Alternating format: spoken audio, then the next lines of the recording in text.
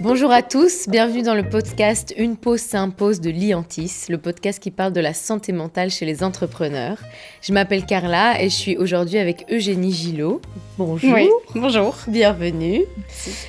Alors, tu as lancé en 2015, si je ne me trompe pas, Eugène Chocolatier. Tout à fait. Qu'est-ce que tu peux me dire sur Eugène ? Wow, grande question. Donc oui, j'ai lancé Eugène en 2015. A priori, pas pour en faire une entreprise. Donc l'idée était juste de faire des pâtes à tartiner pour moi. Et puis au fil des semaines, en faisant goûter, en offrant des pots à gauche à droite, c'est vrai qu'on m'a un petit peu poussée à lancer la marque. Mais donc à la base, c'était pas spécialement une envie entrepreneuriale. Et je pense que l'histoire démarre en 2015 lors d'un voyage en Équateur, si je ne me trompe pas. En fait, ça commence bien avant. Vas-y. Si on prend vraiment toute l'histoire, je suis d'une famille très gourmande. Donc déjà, ça m'a toujours un petit peu bercée dans la gourmandise. Et puis, en 2005, il y a très longtemps, quand j'étais jeune, je suis partie en Équateur pendant 1 an, après les secondaires. Et c'est vrai que là, j'ai déjà commencé à travailler dans des plantations de cacao et un peu vraiment m'intéresser au sujet du cacao et du chocolat. Et puis quand je suis revenue en Belgique, du coup à 18 ans, 19 ans, là j'ai commencé à faire le CERIA, donc l'école des métiers de bouche en chocolaterie. Et donc ça commence un petit peu déjà à ce moment-là. Et puis quand j'ai fini les études, je ne savais pas vraiment quoi faire dans le chocolat. Donc je savais que je voulais faire quelque chose là-dedans. Mais en fait, en praline, il y avait déjà vraiment, j'ai l'impression, quelque chose où j'avais pas une pierre à apporter à l'édifice. Et puis finalement, c'est venu très naturellement avec les pâtes à tartiner, mais du coup, vachement plus tard, quoi. Et je pense que tu t'es formée notamment avec Laurent Gerbeau, Belvas, etc. Qu'est-ce que ça t'a amené, ces expériences, pour justement créer Eugène ensuite ? Je dirais que les stages, c'est crucial. Et pas que pour l'aspect technique du métier, parce qu'il y a des stages où on a évidemment plus l'opportunité de vraiment être les mains dans le cambouis, et d'autres où voilà, un stagiaire, c'est pas toujours la personne en qui on a vraiment envie d'investir du temps. Mais donc, au-delà de l'aspect technique, je trouve que les stages, ça m'a vraiment appris à voir la réalité de l'entrepreneuriat, que c'est pas toujours rose. Et la chance avec Laurent Gerbeau, c'est qu'on a vraiment tissé un lien fort et que j'ai pu vraiment voir, OK, il y a des jours, ça va. Il y a des jours, c'est cool, on fait du chocolat. Mais en fait, être entrepreneur, c'est avoir 20 métiers. Et on ne sait pas tout, enfin, être parfait dans tout, c'est ça qui est très, très compliqué. On ne sait pas tout déléguer. Et donc, ça m'a vraiment permis d'avoir ce petit regard un peu derrière les coulisses. Et tu parles de c'est pas toujours tout rose. Est-ce que tu peux revenir avec nous sur certains challenges rencontrés aujourd'hui ou il y a quelques années ? Je crois que, j'ai pas une journée sans challenge. Après, il y en a qui sont évidemment plus conséquents que d'autres. Je dirais qu'il y a une partie d'équilibre vie privée, vie professionnelle, qui sont, je pense, pour tout le monde, mais il y en a évidemment spécifiques aux femmes. Et évidemment, on n'a pas toujours envie de faire la petite victime oui, je suis une femme, donc c'est difficile. Donc en fait, on n'en parle pas. Et c'est pour ça que c'est chouette de s'entourer aussi d'entrepreneurs femmes quand on est entrepreneur. Mais donc je dirais qu'au jour d'aujourd'hui, ça se dit pas, mais C'est pas aujourd'hui, grave. On a compris. un challenge pour moi, c'est la partie financière. Parce que c'est pas ma force. Moi, quand on me dit « ouais, il faut que tu regardes tes chiffres, etc. », je regarde de l'autre côté parce que j'aime pas ça. Mais il faut. Donc, je dirais que la partie rentabilité, ça reste compliqué. Et puis, au-delà de ça, je pense tout ce qui est ressources humaines, quoi. On n'est pas... Enfin, moi, je suis chocolatière. Je suis pas manager, en fait. Et donc, que ce soit des stagiaires, des students, des flexis, des personnes qui viennent travailler chez Eugène, pour une journée ou pour plus... Mais en fait, elles ont besoin d'encadrement, elles ont besoin de quelqu'un qui explique bien les choses. Et en fait, je suis en apprentissage constamment pour ça, quoi. Mais justement, comment on passe ce shift de... J'ai créé, à la base, tu disais, même pas un business, j'ai créé pour mon propre plaisir. Et puis, on passe à quelque chose où il faut engager, il faut déléguer. Comment on fait ? Heureusement, ça se passe pas du jour au lendemain. Donc ça, après, il y a des entreprises qui grandissent très, très vite, qui ont des ambitions énormes, et c'est très bien. Mais moi, clairement, j'ai jamais voulu grandir trop vite. J'ai toujours voulu faire ça de façon très, très organique. Mais donc, au-delà du fait que ça ne se passe pas du jour au lendemain, c'est en faisant des erreurs. Après, c'est hyper bateau de le dire comme ça. Et c'est dur. Enfin, moi, j'aime pas, évidemment, à chaque fois de devoir me dire « Merde, j'aurais pas dû faire comme ça. » Mais il faut avoir l'humilité de l'accepter. Et je pense, ce que je fais de plus en plus, c'est que je demande du feedback, quoi. Que ce soit à un stagiaire ou quoi. C'est pas que moi qui vais, par exemple, donner des points à la fin du stage, mais je vais vraiment leur demander, qu'est-ce que tu as aimé, mais surtout, qu'est-ce que tu n'as pas aimé? Est-ce qu'il y a des moments où tu t'es senti perdu? Est-ce que si tu avais été à ma place, tu aurais fait certaines choses différemment? Clairement, ça m'aide. Après, parfois, voilà, je suis là, oui, il y avait la réalité derrière et je pouvais pas faire autrement, mais je pense qu'en demandant du retour et en ayant cette capacité d'accepter les remarques, et c'est pas toujours facile, hein, parfois on a envie de dire oh, c'est bon, je fais ce que j'ai pu, mais non, en fait, il faut vraiment travailler dessus, quoi. Et en 2020, il y a Marie qui t'a rejoint, je pense. Ouais. Et là aussi, comment ça fonctionne votre duo? Tu nous parles de feedback, est-ce que vous arrivez à l'implémenter entre vous deux? Oui, donc Marie a rejoint en 2020, mais officiellement, c'était en 2020, mais en fait, c'était déjà un petit peu avant. Alors, entre nous, on a une communication très fluide et clairement, oui, les retours entre nous, c'est hyper naturel. Et je pense que c'est aussi ça qui fonctionne. On a une faculté à, limite, trop communiquer. Donc, je dirais qu'entre nous, c'est très, très facile. C'est plus parfois par rapport aux stagiaires et aux personnes qui viennent travailler que là, il faut un peu pousser parce qu'aussi, il y a un rapport de hiérarchie qui fait que le retour à donner est parfois un peu plus délicat. En fait, on n'a pas envie de... Enfin, c'est pas facile de dire à la personne avec qui on travaille qu'on aurait fait les choses différemment. Donc, et avec Marie, elle a encore un emploi à côté. Okay. Donc, elle n'est pas à temps plein chez Eugène. Et donc, je dirais que c'est moi qui fais l'opérationnel au jour le jour. Et qu'en fait, je vais vers Marie plus pour des discussions, en fait, où j'ai besoin d'avoir une caisse de résonance sur certains sujets. Opérationnel ou non, hein, parfois juste de stratégie ou des questions parfois éthiques, philosophiques, on aime beaucoup discuter. Alors là, je me retourne vers Marie. Mais justement, tu nous parles de toutes les casquettes que tu peux avoir, opérationnelle, chocolatière en tant que telle, management, mais tu as aussi ta vie privée. Comment tu arrives à trouver un équilibre? Comment tu compartimentes ton temps et ton énergie? Il n'est pas très compartimenté. En fait, c'est très fluide, tout se mélange constamment. Je parle avec mes enfants de la chocolaterie, c'est parce que je me dis, en fait, autant qu'ils sachent et avoir leur avis m'intéresse. Parfois, ils sont d'une simplicité déconcertante. Mais donc, c'est pas compartimenté, on en parle tout le temps. Il y a du privé chez Eugène aussi, je veux dire, c'est pas comme un emploi où on peut pas répondre au téléphone par rapport à des aspects du privé. Donc, je crois que certaines personnes ont besoin de compartimenter, mais moi, c'est pas un besoin. Mais par contre, j'ai mis en place structurellement beaucoup d'aide. Et j'ai de la chance de pouvoir l'avoir aussi. Donc, j'ai encore mes 2 parents, mon conjoint a ses 2 parents, qui sont fans de leurs petits-enfants. Donc, clairement, voilà, ça a simplifié beaucoup de choses par rapport à la charge mentale liée à la maternité. J'ai un conjoint qui... est d'un énorme soutien aussi et qui comprend le fait que les mardis soirs, c'est nocturne, je finis à 22h. Et c'est comme ça. Et lui gère tout et je ne vais jamais avoir un appel de qu'est-ce que je dois faire à manger. Donc, je crois que le fait d'avoir mis structurellement en place un système qui doit tourner sans moi, ça m'a quand même beaucoup allégée. Ça n'a pas toujours été comme ça. mais et si c'était à refaire, je le mettrais beaucoup plus tôt en place. Et je pense que sur les réseaux sociaux, notamment sur LinkedIn, tu es assez ouverte avec tout ce qui est haut et bas de l'entrepreneuriat, les challenges du quotidien. Pourquoi c'est important pour toi d'en parler?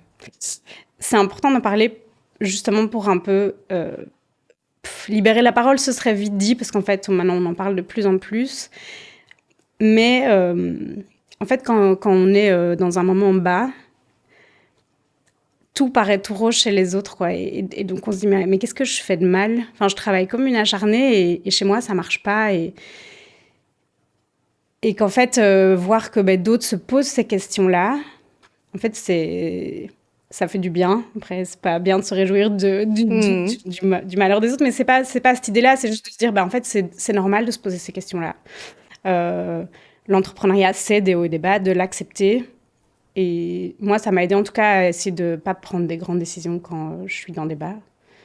Et développer ce réseau de personnes que je peux appeler quand ça ne va pas. Et qui ne vont pas venir avec des solutions, en fait. C'est pas ça que je veux juste une écoute et une écoute active de quelqu'un qui comprend, en fait, ce qu'on peut traverser. Donc, tu conseillerais aux entrepreneurs qui se lancent d'avoir quand même un bon réseau autour d'eux, d'être entourés? Oui, c'est crucial. Je pense que s'il y a pas de soutien ou peu de soutien, déjà au niveau de la cellule familiale, c'est compliqué. Faut pas que les moments dans l'entreprise soient vus comme des sacrifices tout le temps. C'est ça qui est parfois difficile. Donc un soutien au niveau de la famille. Et au-delà de ça, moi je vois vraiment que dans mes amitiés, j'ai des amitiés qui sont là depuis toujours, depuis que je suis en maternelle, mais j'ai quand même beaucoup de nouvelles amitiés qui sont venues avec l'entrepreneuriat. Parce que quand on est indépendant, avoir que des amis qui sont salariés, en fait, il y a tellement de choses qu'ils peuvent juste pas comprendre, et même si on leur explique, c'est pas la même chose, quoi. Et ça, tu les as trouvés grâce justement à tes posts sur LinkedIn ou comment ça s'est Ah passé? non, pas du tout. Après, les posts LinkedIn, ça fait pas très longtemps, ça fait environ 6 mois.